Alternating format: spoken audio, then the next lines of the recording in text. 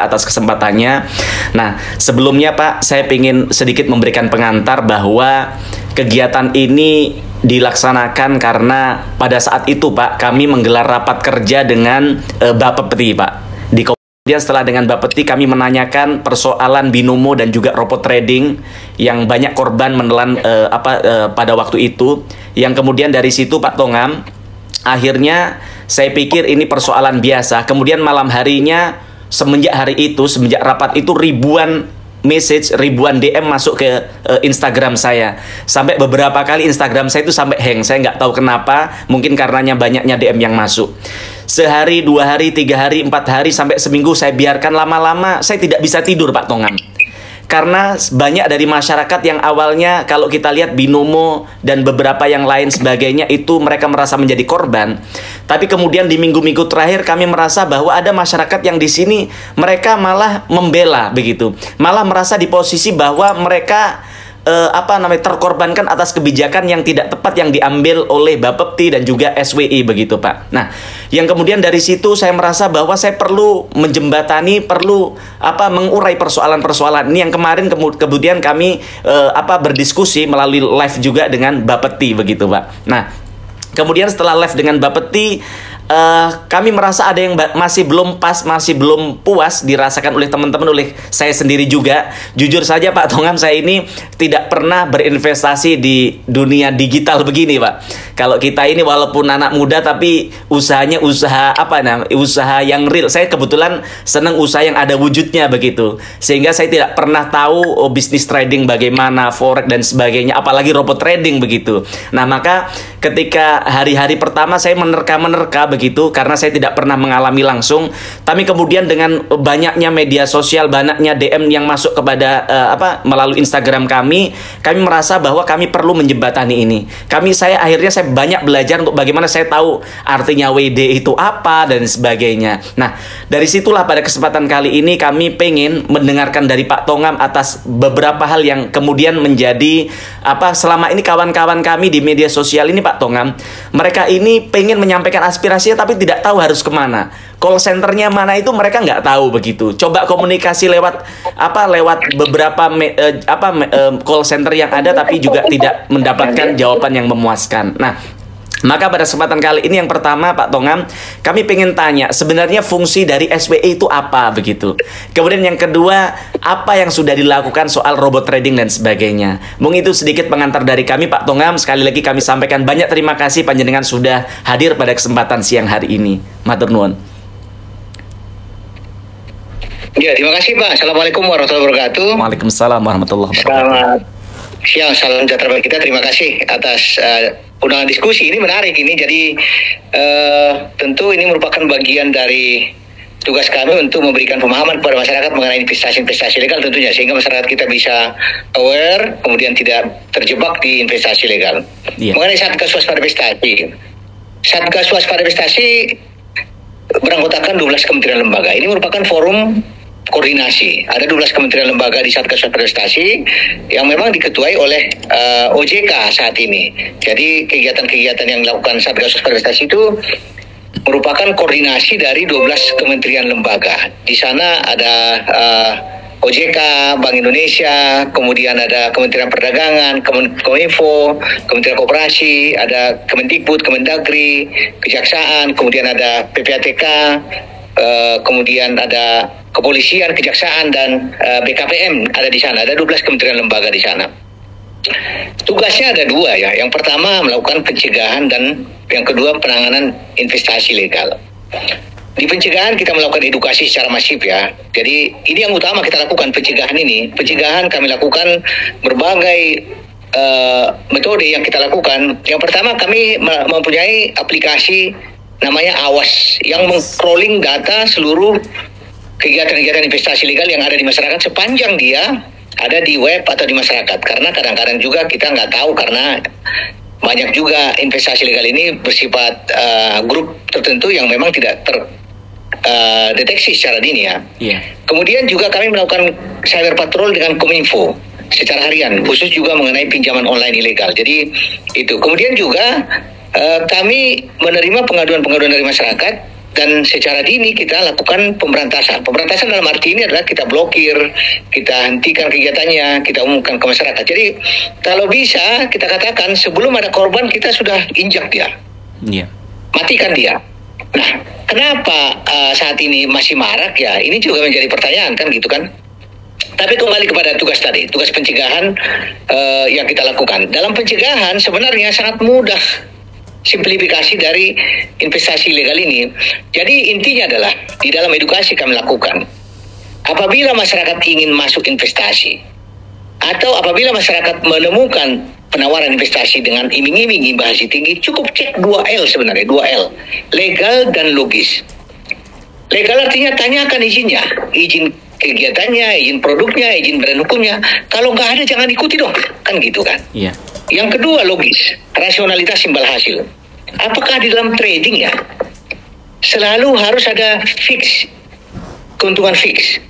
Trading itu trading terutama komoditi ya, trading komoditi, forex, gold atau kripto itu harga yang sangat fluktuatif sehingga sangat tidak logis kalau ada robot trading yang menawarkan keuntungan yang fix. Bagaimana mungkin lawan kita berdagang itu selalu rugi sementara kita untung? Logis inilah yang paling utama kita lakukan. Jangan sampai karena iming-iming imbal hasil tinggi semua apa yang berpikir secara rasional hilang dengan adanya iming-iming imbal hasil tinggi. Jadi cek 2L, sangat simpel.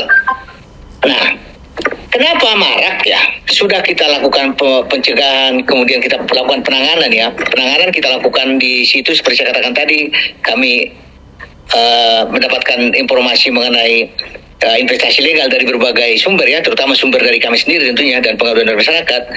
Itu kita panggil, kemudian kita hentikan kegiatannya kalau ilegal, kemudian kita blokir situs aplikasinya, kami umumkan ke masyarakat agar masyarakat tahu, dan kita sampaikan laporan informasi kepada polisi. Jadi sangat terstruktur sebenarnya dari pencegahan ke pemberantasannya. Tetapi masih marak. Ini suatu keniscayaan ya. Ini kan kejahatan. Modusnya itu bisa berulang dan berbagai macam. Kita lihat dari dua sisi sebenarnya. Kenapa marak? Jadi kalau dikatakan pemerintah abai, pemerintah tidak bisa menghentikan, siapa yang bisa mengetahui niat jahat orang untuk melakukan penawaran-penawaran ini? Tidak akan ada. Yang pertama dari si pelaku ya.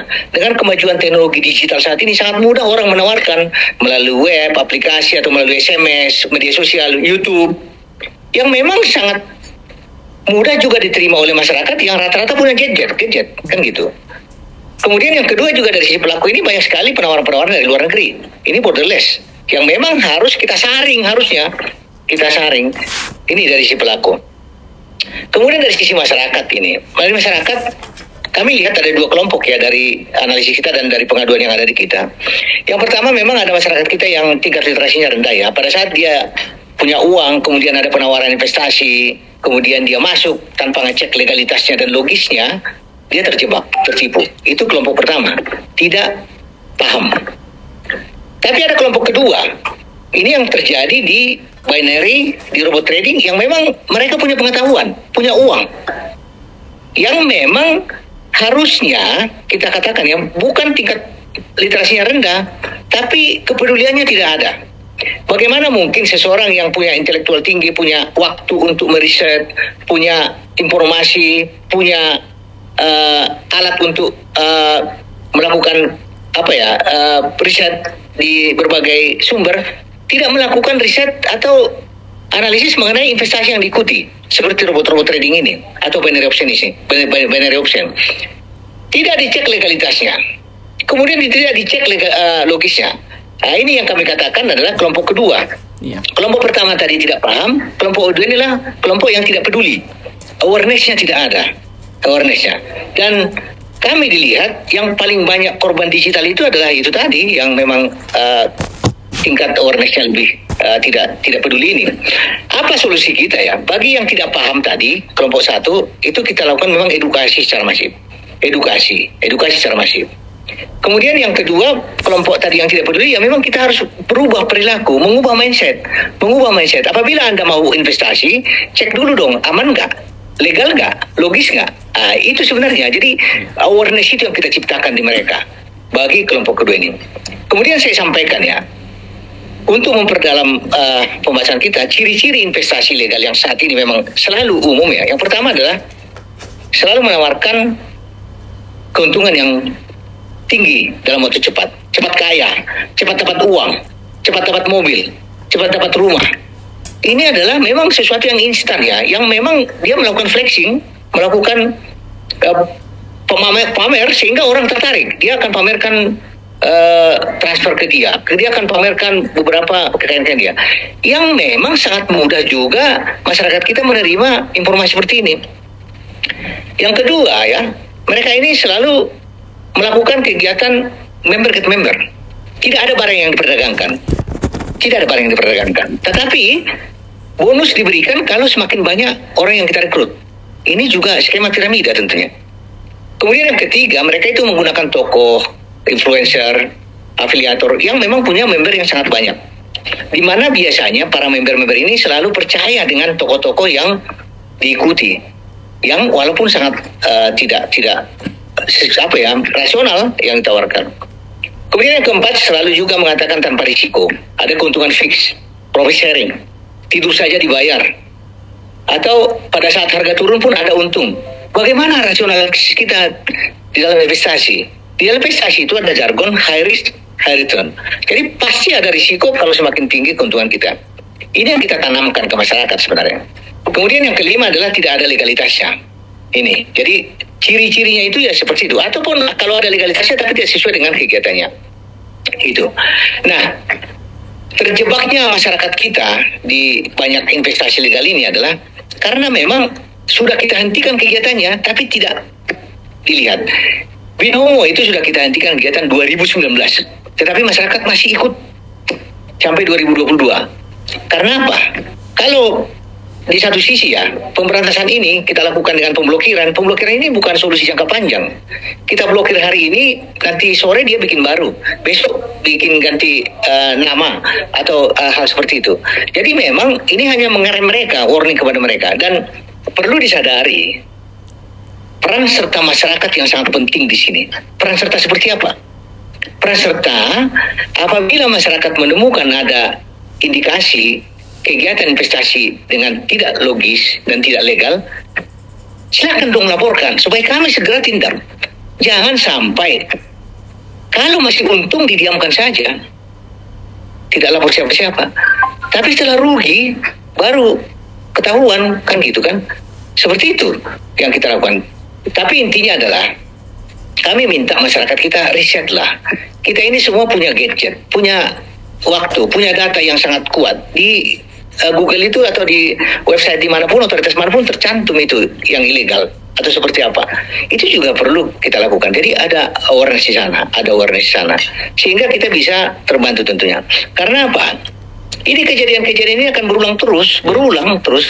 Ini supply demand ini. Supply-nya itu karena ada pasarnya di masyarakat di Indonesia, masyarakat yang mau ditipu. Itu harusnya kita malu dong. Sebagai orang intelek kita malu ditipu-tipu seperti itu.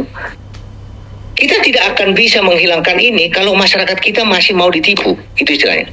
Tidak mau riset. Bagi kelompok-kelompok yang memang punya waktu atau punya informasi itu. Dan juga kita juga sampaikan ya, Satgas Waspada Investasi ya, sebagaimanapun kuatnya, penawaran-penawaran itu ya kita tidak mungkin mengetahui bagaimana penawaran-penawaran satu grup tertentu karena mereka mendiamkan. Kita contohnya ya, ada beberapa kelompok-kelompok arisan online juga di Kalimantan kemarin. Di dalam satu grup itu kita nggak tahu, setelah rugi baru teriak. Ini nggak bisa kita hindarkan, suatu keniscayaan bahwa masyarakat itu pasti ada sesuatu yang harus rugi. Karena apa? Tidak ada informasi mengenai hal itu. Sama seperti kejahatan lain. Kemudian juga contohnya juga ada kelompok-kelompok pengadaan alkes beberapa waktu lalu. Itu kan dalam satu grup kelompok. Setelah ada default baru keteriakan.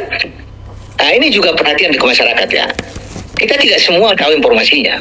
Bukan karena kita tidak mau, bukan karena kita tidak mencari informasi, tetapi di satu sisi peran serta masyarakat yang mengetahui, karena masyarakat mengetahui di kelompok-kelompoknya kan gitu kan. Oleh karena itu kami sangat terbantu ya di dalam melindungi masyarakat ini. Kerugian di dalam investasi legal ini ya kalau kita lihat binary saat ini yang viral itu ya binary, kripto, kemudian robot trading. Itu ibarat nasi tumpeng sebenarnya, karena pada saat kita hentikan kegiatannya masih ada masyarakat yang ikut, karena masyarakat percaya kepada lembaga itu. Pada saat kita blokir, dia bilang itu hanya pergantian sistem, kita migrasi sistem, kita ada maintenance. Padahal memang kita blokir, tapi mereka yakin, dia tidak harusnya meriset ya, melihat kok iya, apakah iya. Kemudian ada juga yang mengatakan withdraw WD-nya terblokir oleh Satgas. Apanya Satgas? Satgas itu tidak mengurusi WD, tidak mengurusi apa-apa, nggak ada. Kita spesifik dulu, Pak. Kita bicara mengenai dua hal tadi, binary dan robot trading seperti yang disampaikan Pak Muhti tadi. Yeah. Binary ini, mungkin kita sudah tahu ya, itu adalah judi berkedok trading. Dia hanya tebak-tebakan harga. Kita diminta untuk deposit atau menyetorkan jumlah uang, kemudian kita menebak harga suatu aset naik atau turun pada jangka waktu tertentu. Hanya itu saja. Itu bukan trading dan bukan investasi. Itu memang perjudian. Tetapi kalau kita lihat di perjudian ini, orang kalah pasti ketagihan, orang menang pasti ketagihan. Seperti itu. Harusnya kita sadar ya, bahwa pada saat kita melakukan perjudian seperti itu, ya risikonya di kita. Risikonya, karena bandar itu tidak mungkin kalah, tidak pernah kalah bandar. Dia mempunyai sistem sendiri. Dia akan mengetahui atau membuat kita itu kalah pada saat posisi mana. Mungkin pada saat kita masukkan 100 US dollar kita menang, 200 menang. Tapi pada saat kita masukkan 1000, ya dia punya sistem. Dia akan turunkan harga pada saat kita bilang naik, pada detik yang kita tentukan. Seperti itu juga. Nah, rasionalitas ini memang yang harus kita bangun di masyarakat kita. Awareness ini yang kita bangun di masyarakat kita supaya kita nggak tertipu. Masa di investasi A kita tertipu, di B tertipu, di C tertipu. Jadi kita bangunlah bersama-sama awareness ini. Jangan mengharapkan keuntungan saja. Jangan mengharapkan keuntungan. Jangan mengharapkan keuntungan. Karena suatu saat kita akan dirugikan, atau suatu saat akan ada orang lain yang dirugikan atas keuntungan kita. Dalam skema investasi legal ini kami katakan rata-rata itu adalah skema Ponzi. Dia itu membayar kita adalah dari uang kita sendiri dan selebihnya dari uang orang yang datang belakangan. Bagaimana mungkin ya robot trading yang memberikan keuntungan rata-rata taruh 10-15% per bulan? Dari mana uangnya?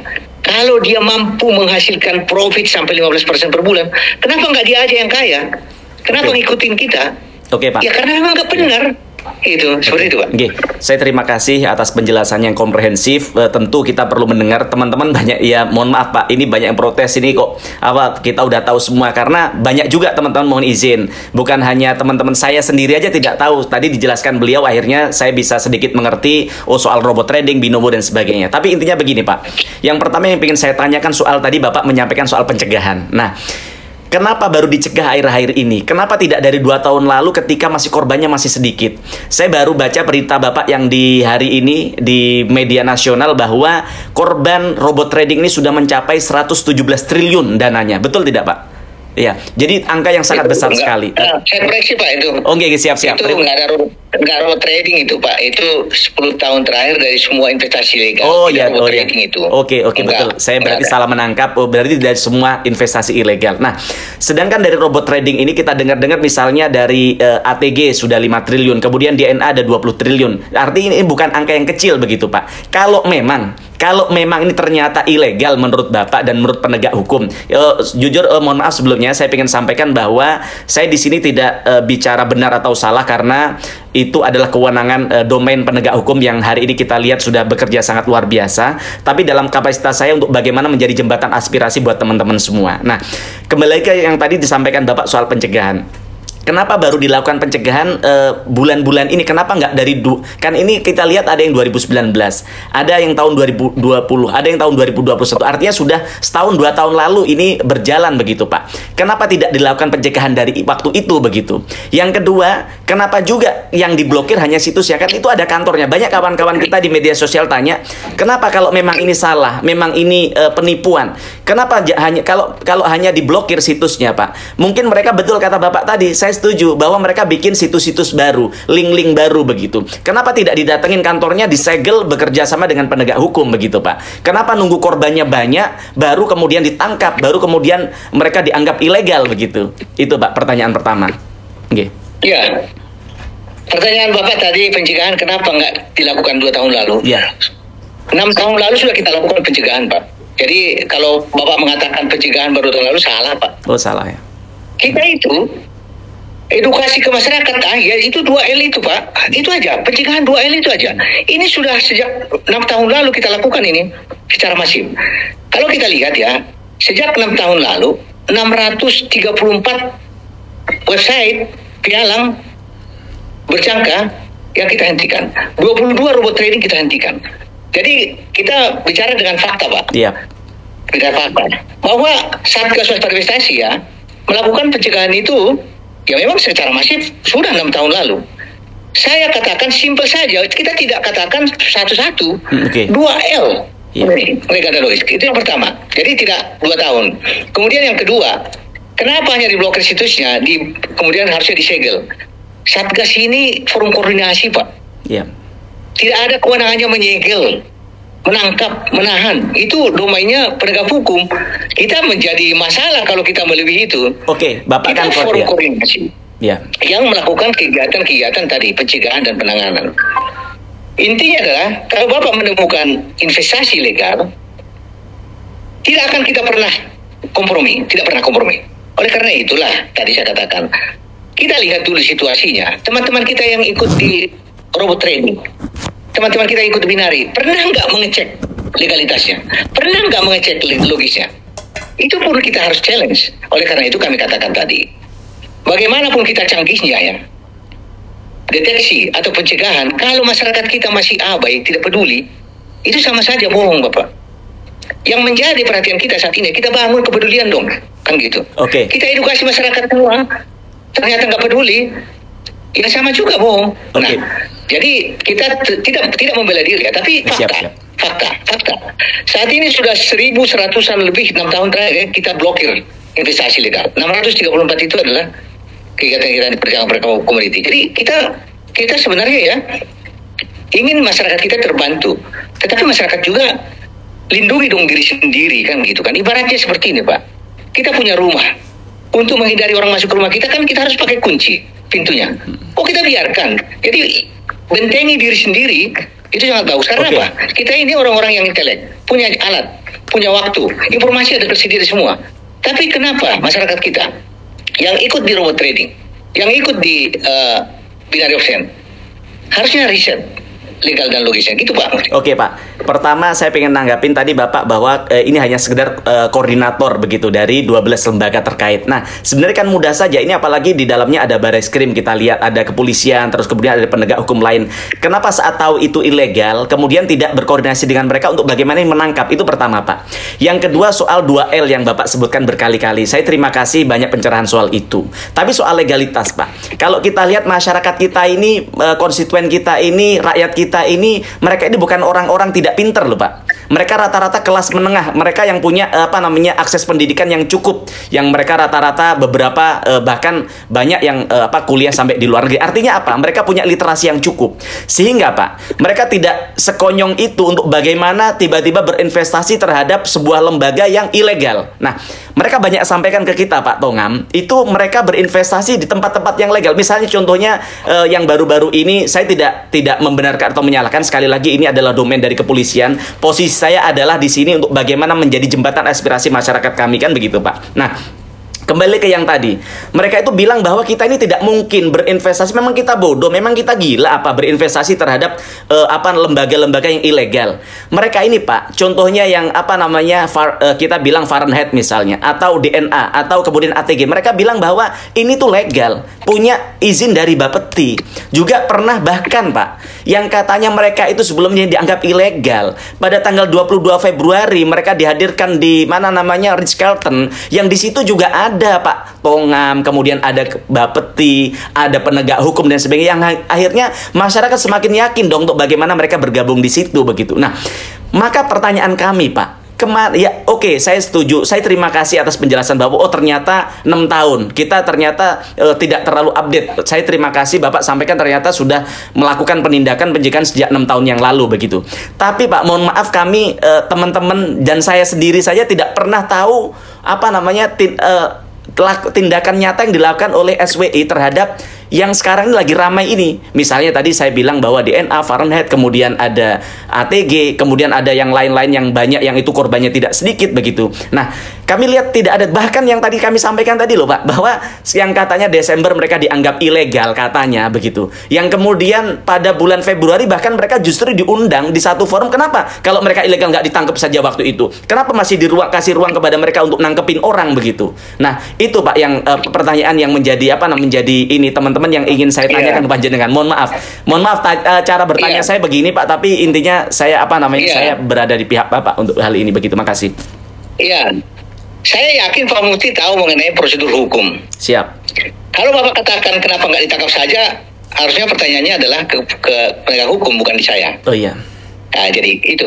Jadi saya udah ulang tadi, kita itu nggak ada kewenangan-kewenangan itu melakukan penyidikan, segel, tangkap, nggak ada Pak. Tapi jadi Bapak sebagai kepala SWI kan punya kemampuan, punya ruang untuk bagaimana mengkoordinasikan itu dengan penegak hukum begitu Pak?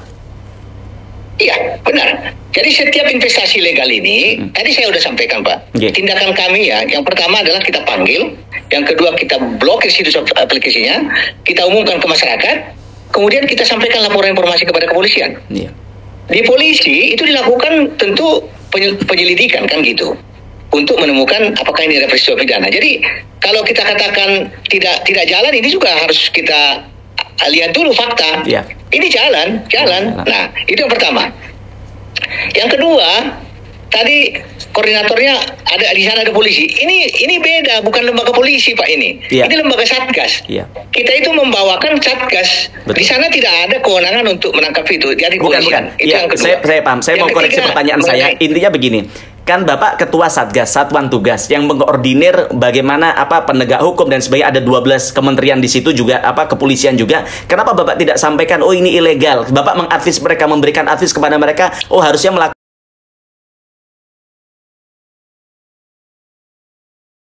tindakan ini, tindakan itu dan sebagainya. Lalu apa fungsinya dari 12 lembaga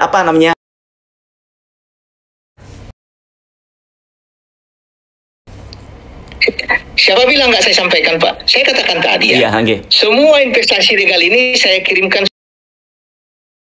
Jangan sampai mengatakan investasi legal yang selama ini kita temukan ada ribuan. Kita sampaikan laporan informasi kepada kepolisian.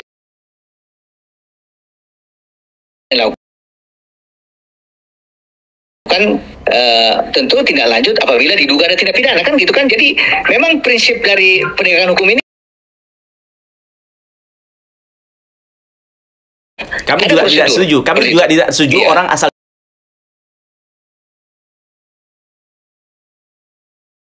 ditangkap karena apa? Iya benar. Betul. Iya. Orang kita pintar ya.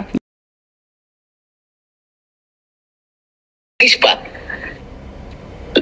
Logis nggak teman-teman kita ya?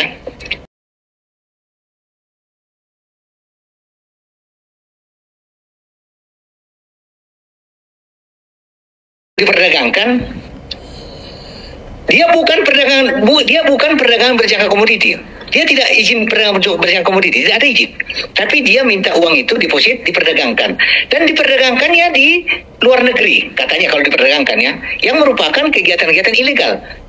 Saya katakan di situ ada logisnya. Makanya kita bangun awareness tadi. Di samping kita lihat legalitasnya, mungkin ada ya yang legal dalam bentuk e-book, bentuk software, robot trading, tapi software atau e-book, barang. Tidak ada kegiatan izinnya dengan deposit, karena itu adalah kegiatan-kegiatan pialang berjangka. Yang saya ingin bangun di situ adalah kita ingin investasi dan kita ingin aman. Kok kita nggak ngecek bahwa saya deposit ke sini?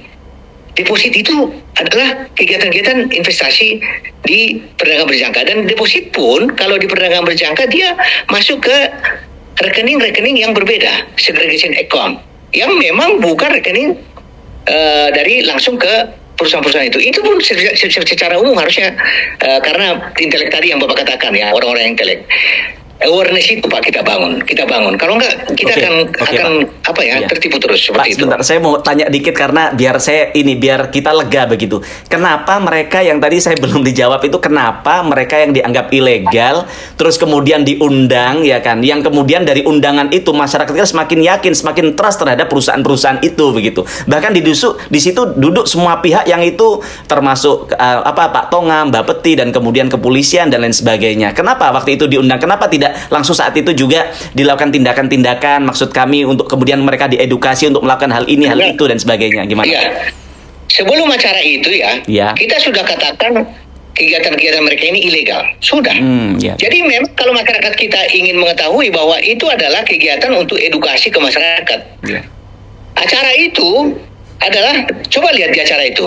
Tidak pernah kita katakan yang ini menjadi ilegal, yang ini enggak. Kita katakan ya, di situ adalah bagaimana kita membangun regulasi. Bagaimana kita menghindari yang ilegal-ilegal ini. Kalau kita lihat ya, setelah acara itu kami lihat ada screenshot yang mengatakan bahwa DNA, ATG sudah legal. Itu kan berita-berita hoax kan. Yang dibangun oleh mereka yang memang punya kepentingan untuk itu. Kita nggak pernah bicara mengenai itu. Kemudian kalau kita umpamanya duduk bersama, di foto-foto, ini ada Tongam Tobing. Kita lihat fotonya, tapi substansinya coba kita lihat. Iya. Apa yang perlu saya katakan di situ adalah kita tentu tidak harus melihat secara fakta. Masyarakat harus lihat fakta ya. Pada saat sebelum seminar itu ini ilegal, ini sudah dikatakan. Kita nggak pernah katakan yang jadi legal, enggak. Di situ harusnya, makanya saya katakan ya.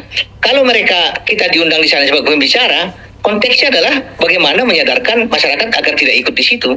Yang ilegal, dan bagaimana mereka supaya legal, kan gitu harusnya. Yang punya acara itu siapa sih Pak sebenarnya? Yang punya acara itu siapa sih sebenarnya 22 Februari itu Pak? SWI atau? Kita punya Satgas Waspada Investasi, dan kita ingin memahamkan kepada para pelaku itu dan industri bahwa kegiatan-kegiatan ini adalah kegiatan ilegal, dan kalaupun nanti ada perizinan, ya silakan arah ke sana, dan tapi jangan dulu lakukan kegiatan itu sebelum ada izin. Coba dilihat di hasil itu Pak. Jadi jangan separuh-separuh kita tangkap. Siap. Yang menjadi perhatian kita di sini ya adalah kita itu ya dituntut untuk bertindak, tapi masyarakat kita yang sengaja ya masuk ke sana yang mengatakan korban. Kita lihat contohnya Bapak Ibu.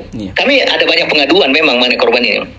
Salah satu korban ya, dia deposit 500 juta di salah satu robot trading. Kemudian dia beli robot 10% ya, 50 juta. Dia berjalannya seiring dengan berjalannya waktu, beliau mengatakan sudah menerima sampai 600 juta. Berarti dia udah untung 50 juta. Tapi dia katakan rugi 500 juta karena depositnya 500 juta. Apakah orang seperti ini yang perlu kita akomodasi? Menurut saya sih enggak. Enggak. Yang perlu kita lakukan perubahan perilaku dong. Kenapa ya? Kok tidak kita sadari kemungkinan untuk mendapatkan keuntungan terus dengan robot trading? Apakah lawan pedagang kita di luar negeri begitu bodohnya sehingga kita menang terus? Harusnya seperti itu ya. Jadi yang saya katakan tadi, ketidakpedulian itu perlu kita ubah. Awareness-nya Pak, yang kita bangun. Pak. Jadi kita investasi peduli dong. Peduli dengan kita. Bahwa suatu saat kalau ini kita teruskan kita rugi. Gitu. Ya, jadi begini Pak. Jadi kami sampaikan terima kasih Bapak sudah menjelaskan banyak hal Pak. Tentu ada banyak hal yang sebenarnya belum puas untuk kami dari jawaban itu. Tapi intinya begini Pak. Kita ngomong ke topik lain nih. Dari situ misalnya sesuai pendapat Bapak.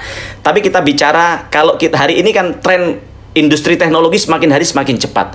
Bahkan berkali-kali Presiden kita Pak Jokowi menyatakan bahwa kita harus beradaptasi dengan industri teknologi ini, kalau enggak kita akan tertinggalkan begitu Pak.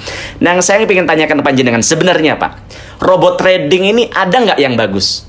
Dan robot trading menurut Bapak ini bisa jadi harapan masa depan kita nggak begitu? Dan yang ada di Indonesia sekarang sebenarnya ada yang legal atau enggak Pak? Yang ada di negara kita yang sekarang masih berjalan ini Pak, begitu. Makasih. Robot trading ini hanya alat Pak. Alat ya. Alat yang membantu.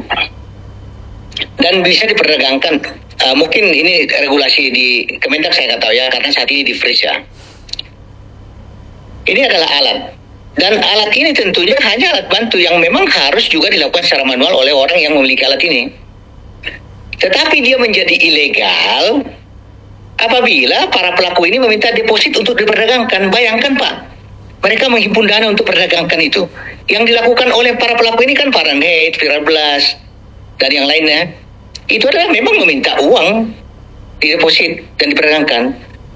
Bagaimana mungkin seperti itu terjadi? Saya tidak menyalahkan masyarakat di situ ya. Saya katakan hanya perubahan perilaku saja. Kita tingkatkan awareness kita, kepedulian kita. Itu aja sebenarnya. Oke, jadi kalau dikatakan ya, robot trading menjadi alat investasi, bagaimana mungkin dia perdagangan seperti apa? Dan kita seakan-akan dibuai dengan keuntungan yang fix tadi, yang selalu dikirimkan ke kita, seperti itu. Tidak pernah kita pikirkan bahwa itu hanya alat, dan saya tidak akan nyetorkan dana, kecuali kalau saya memang menjadi nasabah dari perdagangan berjangka komoditi, yang legal lah di Indonesia, kan gitu. Oke, jadi sebenarnya, itu aja sebenarnya Pak. Jadi kalau dikatakan ada yang legal tidak? Apa yang kita saya nggak tahu ya. Jadi gini, yang saya nggak jawab apa yang legal atau tidak, tapi robot trading itu adalah alat sebenarnya. Iya. Dulu pernah ada mungkin ya CUPL-nya untuk diperdagangkan, tapi yang menjadi masalah ya, mereka itu menjadi tidak legal atau ilegal karena minta uang untuk deposit dan diperdagangkan. Katanya diperdagangkan, kita nggak tahu juga. Seperti Viral Blast itu kan hanya tipu-tipu saja ya. Ya. Oke, kita tidak bicara Viral Blast misalnya Pak. Ini yang kita lihat, yang saya kenapa sampai bikin acara ini, karena semua korban, hampir semua korban 99% itu yang mengadu ke kita tidak merasakan dirugikan dengan adanya, mohon maaf saya sebut brandnya, misalnya contohnya DNA, ATG, ini enggak, kecuali yang Fahrenheit Pak ya, mereka banyak yang bilang ini korban. Nah, saya sebelum ke Fahrenheit, saya pengen cerita ke Bapak soal DNA sama ATG ini, ya kan.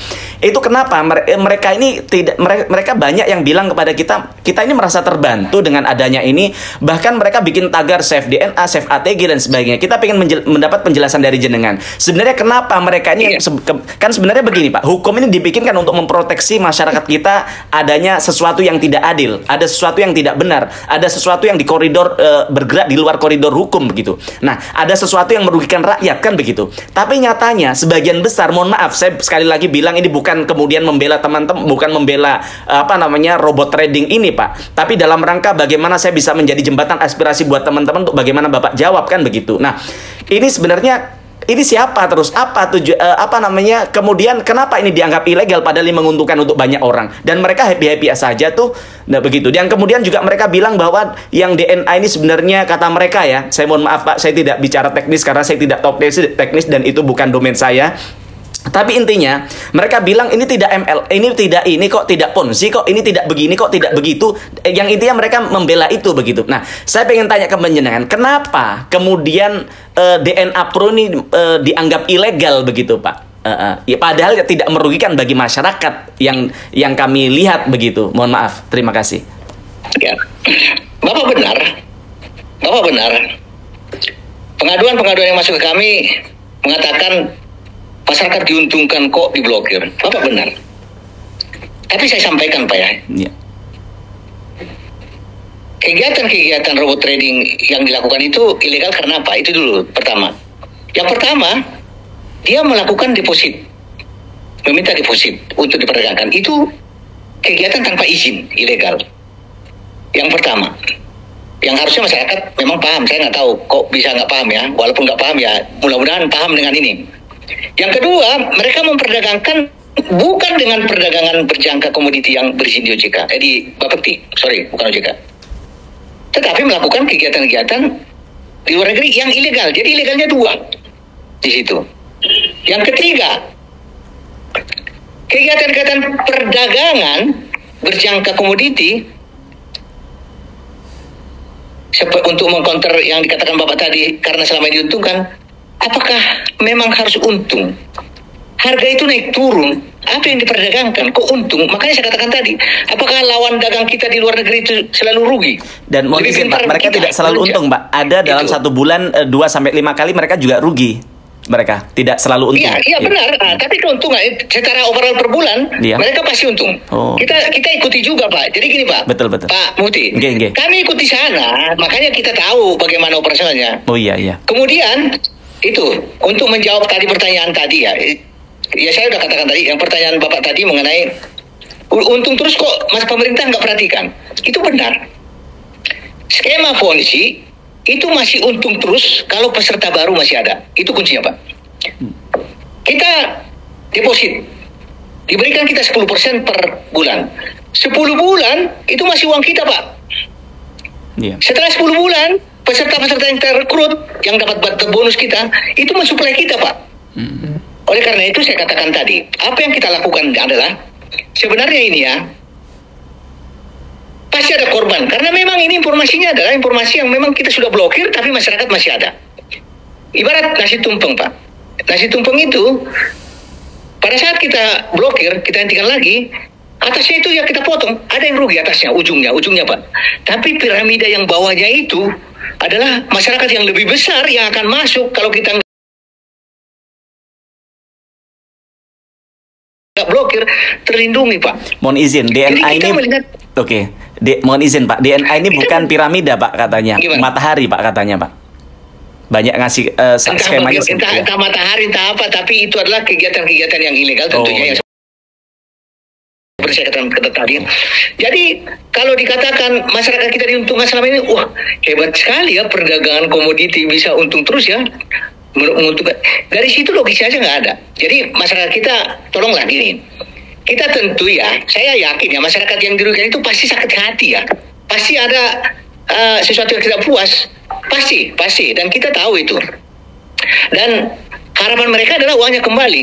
Oleh karena itu, apa yang bisa kita lakukan adalah minta uangnya kembali dari orang-orang yang mengumpulkan itu. Bukan dari yang lain. Seperti itu, minta kembali. Kok dia melakukan perdagangan, kok nggak bisa kita tarik? Perdagangan itu adalah rekening yang sendiri tentunya. Kok dia nggak bisa? Karena apa? Ya itu tadi skema Ponzi. Karena uangnya itu sudah dibayar kepada bonus-bonus yang dulu, dan yang lainnya ini digunakan untuk membayar-bayar lain. Itu aja, Pak. Oke, gini sebenarnya Pak. Kuncinya. Jujur kami tidak puas jawab ya, karena mungkin karena saya awam atau apa, teman-teman juga kita lihat, Bapak lihat itu apa juga mereka merasa ada ketidakpuasan. Tapi intinya begini, Pak. Kalau misalnya, Pak, oke deh, mereka ini banyak, kita ngomong yang putus asa. Ini kan banyak masyarakat sekarang setengah gila gara-gara duitnya hilang kan begitu, Pak. Oke dah, mereka nggak peduli, udah deh ini apa nggak apa-apa deh, ini ilegal dan sebagainya, tapi duit kita kembaliin dong. Nah, saya pengen tanya ke Bapak. Ini katanya, Pak, ini mereka nggak bisa WD. Mohon dijelaskan di sini, Pak, karena ini berbahaya, Pak. Karena bisa jadi fitnah juga. Kasihan Bu, kalau memang salah kasihan juga Bapak dan keluarga Bapak. Bapak kan juga bagaimanapun punya anak, punya cucu ya kan. Yang katanya duit mereka nggak bisa WD karena pernyataan jenengan. Gini apa ya? Apa hubungannya? Ya, karena begini. Jangan bicara seperti itu dong. Apa hubungannya? Ada hubungannya. Apa hubungannya? Ada hubungannya. Begini, Pak, saya mau tanya ke jenengan. Enggak, gini Pak Muti, ya. Kita bicara profesional di sini. Oke, saya hadir di sini sebagai satu jangan bawa keluarga. Oh, bukan. Itu. Maksud saya ini sampai. Oke, saya minta maaf. Tapi intinya begini. Enggak bagus, Pak. Oke, saya mohon. Iya, siap. Begini, intinya begini, Pak. Kami pengen tanya. Bapak juga punya keluarga. Iya, siap, betul, sama. Begini, intinya begini, Pak. Kami tanya ke panjenengan. Jangan sampai sana, jangan. Oke, siap. Saya pengen tanya ke panjenengan, intinya begini, Pak. Katanya mereka ini nggak bisa WD, Pak. Mohon maaf, cara ngomong saya memang kayak begini, Pak. Saya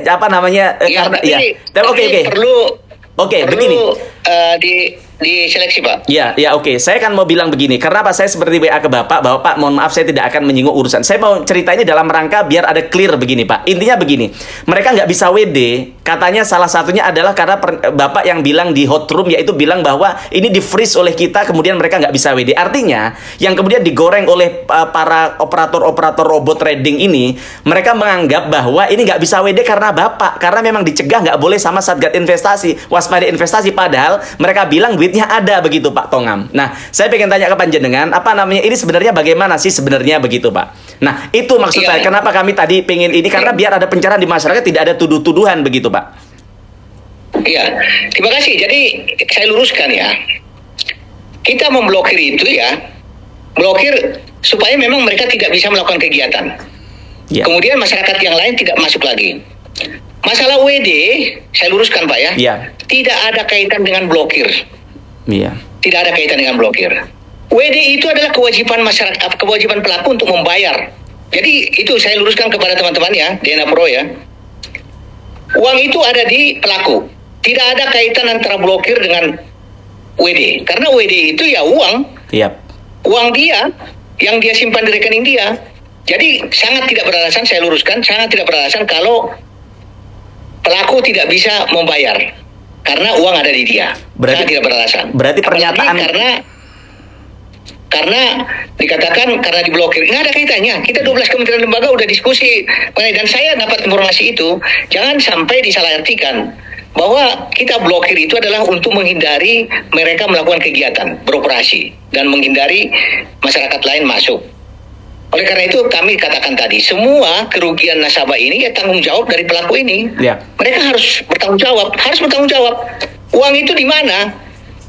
Uang itu di mana? Kita nggak pernah freeze, nggak ada kewenangan kita freeze itu. Kita bukan penegak hukum. Oke, seperti itu. Jadi saya luruskan, Pak Mufti. Iya, siap. Terima kasih Pak penjelasannya. Nah, itu mereka itu, Semen tahu nggak Pak bahwa pernyataan Bapak itu yang di hot room yang bilang Bapak di freeze kemudian nggak bisa WD itu dipotong sama mereka, yang kemudian itu jadi alasan bahwa ini loh, memang sama Pak Tongam sama Ketua Satgas Waspada Investasi memang nggak boleh kita WD, melanggar hukum. Ini kemudian ini kita dananya di freeze, kita nggak bisa keluar dan sebagainya. Jadi sebenarnya itu tidak betul Pak ya yang disampaikan di hot room itu. Iya, makanya jadi gini sebenarnya ya. Disitulah perlunya kita klarifikasi ya. Okay. Teman-teman yang mendapat informasi dari DNA Pro mengenai itu harusnya klarifikasi ke kami. Jangan langsung diam aja ditelan-telan seperti itu. Perlu klarifikasi. Saya sampaikan saat ini ya. Tidak ada kaitan blokir dengan WD. Blokir adalah menghentikan kegiatan dan untuk mencegah masyarakat masuk. WD adalah kewajiban dia untuk mengembalikan dana nasabah. Nggak ada kaitannya. Oleh karena itu masyarakat yang merasa dirugikan ya silakan diminta uangnya. Kalau sudah masuk proses hukumnya tentu sudah kita serahkan kepada kepolisian. Jadi gini ya, saya lihat komentar-komentar di sini sangat banyak beragam ya. Ada yang mendukung, ada yang pro, ada yang macam-macam, ada yang kontra, ada yang ini. Saya ini dinamika karena bagaimanapun juga ada yang tersakiti di situ dengan DNA Pro atau yang lain ya. Ada. Karena apa? Ya karena memang kondisinya adalah kondisi memang mereka ini pelaku ini sengaja melakukan penipuan kan gitu. Penipuan. Nah, kami sangat yakin ya, kita berpikir jernih lah. Ini diskusi hari ini adalah untuk bagaimana kita memahami bagaimana harusnya kita bersikap dan bagaimana kita tentunya ke depan kan gitu kan. Ke depan seperti apa. Jadi apapun pro kontra di catatan-catatan di sini adalah dinamika yang memang kita harus bangun. Kami sangat respect loh Pak. Setiap pengaduan masyarakat mengenai investasi legal tidak pernah kita abaikan, tidak pernah. Tetapi ada hal-hal yang memang kita tidak mengetahui secara dalam ya. Masyarakat kalau mau mengadu lewat mana Pak? Ada call center kalau mereka mau mengadu lewat mana biasanya Pak? Kalau dia terkait dengan perdagangan, jadi bisa dengan otoritas masing-masing, Pak. Kalau perdagangan berjangka komoditi bisa dengan Bapepti, kalau multi level marketing dengan Kemendak juga ya. Kalau mengenai jasa keuangan dengan OJK, kalau koperasi dengan koperasi. Tetapi kalau ada hal-hal yang memang terkait dengan tidak legal dan logis tadi bisa ke Satgas Waspada Investasi melalui email. waspadainvestasi@ojk.go.id. Nah ini. Jadi yang kita bangun sebenarnya saya tadi gini, bukan kita membela diri, enggak ada di sini pembelaan diri. Tapi kita di sini adalah mendidik masyarakat sebenarnya. Jadi kita bukan kita pintar, bukan kita mengatakan sangat berhasil, enggak, karena dengan korban-korban seperti ini ya kita tentu terbebani loh. Kita nggak bisa tidur loh. Ini kok bisa begini gitu. Jadi kita mari sama-sama teman-teman di dalam siaran ini, mari kita sama-sama kita bangun sinergi untuk memberantas ini secara masif. Seperti itu sebenarnya Pak. Oke Pak. Sekarang pertanyaan selanjutnya adalah ini mereka yang sudah misalnya tadi kayak DNA sudah di bawah kewenangan pihak berwajib penegak hukum begitu Pak. Ini dananya masyarakat yang kemudian mereka sita ya kan. Kemudian sekarang ada di domain penegak hukum ini bisa kembali nggak Pak ke masyarakat begitu? Ini yang menjadi pertanyaan konsen kami untuk bagaimana kita perjuangkan agar ini apa yang mereka yang disita ini sekali lagi bukan disita oleh kepada negara tapi kembali ke masyarakat. Kami tidak ingin terjadi mohon maaf misalnya seperti First Travel, dulu ada kasus First Travel yang investasi bodong yang kemudian disita tapi tidak kembali kepada masyarakat begitu. Kita juga kalau lihat Bapak mungkin masih Pak Tongam waktu itu ininya kepalanya itu ada soal miles Pak ya yang kemudian disita tapi tidak kembali kepada korban duitnya. Nah ini mereka pengen Pak aspirasi dari masyarakat mohon didengarkan ya kan. Saya ini mohon maaf Pak, ini hanya jadi jembatan mereka untuk bagaimana mengkombinasikan. Nah ini bisa nggak Pak? Ada harapan nggak duit mereka yang disita ini kemudian dikembalikan kepada masyarakat begitu Pak? Kepada mereka korban ini Pak, begitu.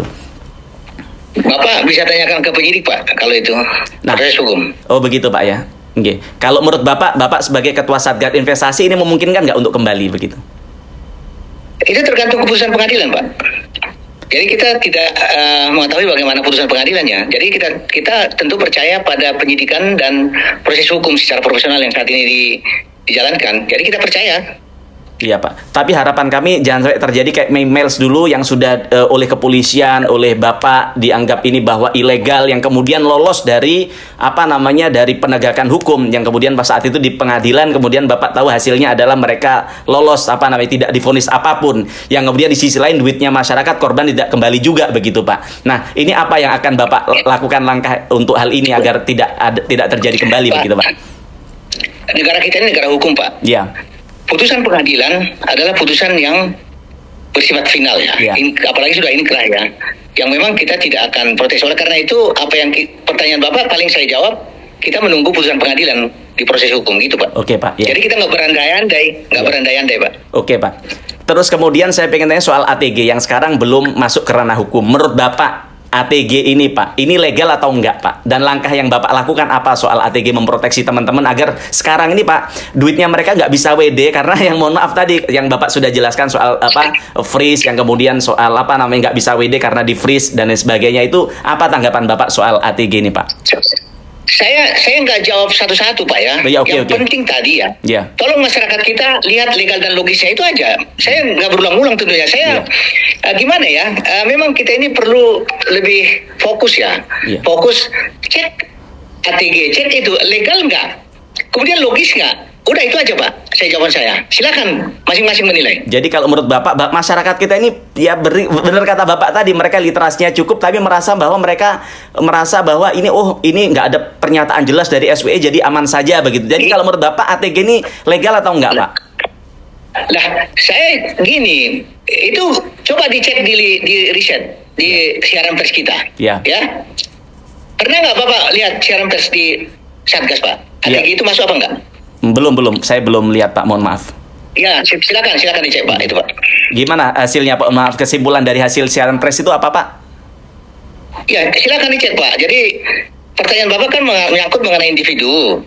Jadi bukan kami individu juga ingin memberikan pemahaman ke masyarakat ya. Tadi riset lah. Iya. Jangan harapkan orang lain selalu mensuplai kita atau mendidik kita sementara kita sendiri tidak aware. Kita sendiri bisa melakukan riset atau penelitian atau pencarian data. Ada waktu, ada sarana, informasi tersedia. Itu Pak. Jadi tapi intinya mohon izin, intinya ATG ini menurut Bapak legal atau enggak Pak? Karena ini masyarakat nggak bisa WD karena ya itu tadi katanya pernyataan Bapak yang bilang freeze tadi. Coba cek di siaran persnya Pak. Kami ingin mengajak masyarakat untuk untuk bisa bersama-sama kita membuka informasi itu. Saya mohon bantuan Pak Mufti juga mengajak masyarakat agar kalau kita ingin memasuki sesuatu entitas, dicek dulu di Google bagaimana, di Google aja gitu atau di siaran pers SW. Itu aja Pak. Jadi Pak, kalau dilihat di Google variasinya kan banyak, kan kita perlu referensi yang dari orang yang memang di bawah kewenangannya panjenengan, yaitu Ketua Satgas Waspada Investasi. Kalau di Google kan ada yang bilang ini legal, ada yang bilang ilegal dan sebagainya begitu Pak. Karena ini berbahaya. Dicek di siaran pers resminya. Siaran pers resminya Pak. Oke Pak. Oke, akan saya cek di situ. Yang kemudian Pak, saya selanjutnya adalah harapan kami ini bukan hanya di saya bilang tadi, bukan hanya dibawa ke penegak hukum, bukan hanya sekedar diblokir situsnya begitu Pak, tapi mereka diberikan edukasi agar bagaimana ini tidak terjadi kembali Pak. Nah sebenarnya edukasi yang sudah pernah dilakukan soal ini apa Pak ya, kok banyak masyarakat juga kok tidak aware terhadap hal ini? Menurut Bapak apa ya edukasi yang sudah pernah dilakukan selama ini, melalui apa saja yang sudah? Kalau memang ya saya lihat di Instagram Bapak isinya edukasi semua ya kan.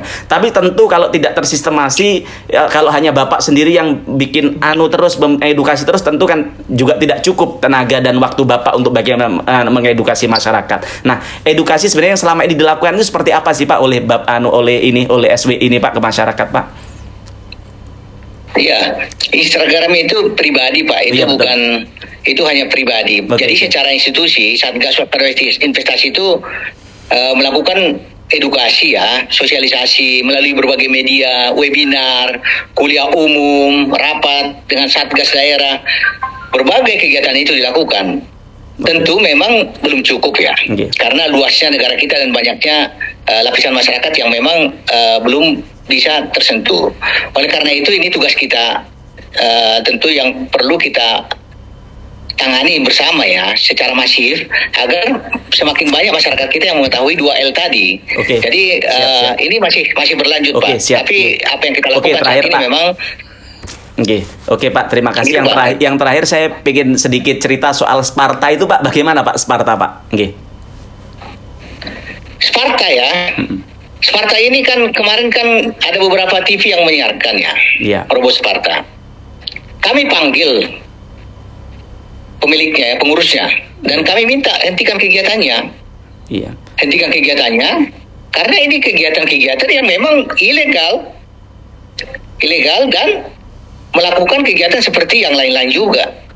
Iya. Bapak udah lihat siaran pers Satgas bulan Maret, Pak? Belum Pak.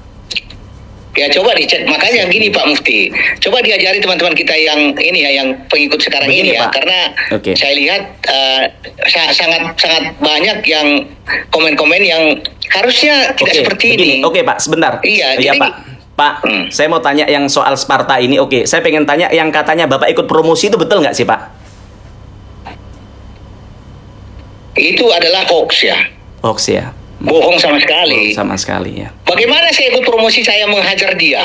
Iya. Kita hentikan kegiatannya. Bagaimana saya promosi? Saya minta dihentikan dan saya umumkan, saya blokir, kita blokir. Bagaimana kita promosi, kita blokir, kita matikan? Benar. Dari situ kan ketahuan kan. Yang minta Bagaimana? Jadi masyarakat kita juga ini ya. Saat ini kan banyak berita-berita yang tidak tepat ya. Iya. Konfirmasi lah. Oke. Dan lihat bagaimana kejadiannya. Jadi nggak benar itu Pak. Oke, siap. Mufti.